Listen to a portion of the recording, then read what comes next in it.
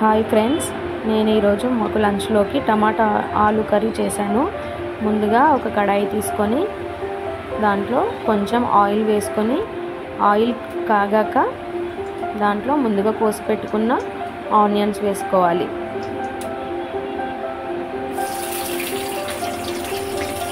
తర్వాత పచ్చిమిర్చి కూడా వేసుకోవాలి. ఒక 4 పచ్చిమిర్చి వేసుకోవాలి. అవి వేగాక కొంచెం కరివేపాకు వేయాలి. కరివేపాకు వేసి కలుపుకొని కొంచెం పసుపు,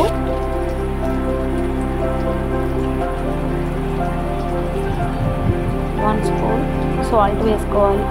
సాల్ట్ ముందుగానే వేసుకోవడం వల్ల ఆనియన్ తొందరగా ఫ్రై అవుతుంది. ఆ తర్వాత ముందుగా కోసి పెట్టుకున్న టమాటాను వేసుకోవాలి.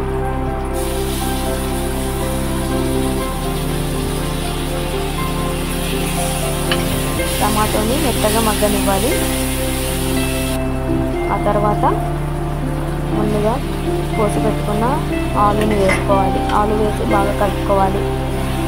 కలుపుకొని కొంచెం మెత్తబడే వరకు మూత పెట్టి ఉంచుకోవాలి. తర్వాత 1 స్పూన్ కారం వేసుకోవాలి.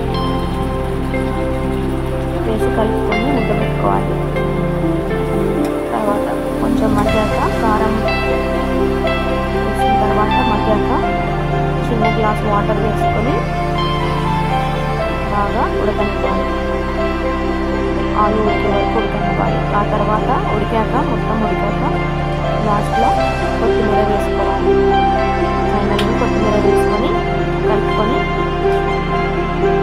పెట్టుకోవాలి. అంతే, ఎంతో ఎమ్మి టమాటా ఆలు కర్రీ రెడీ. చాలా టేస్టీ.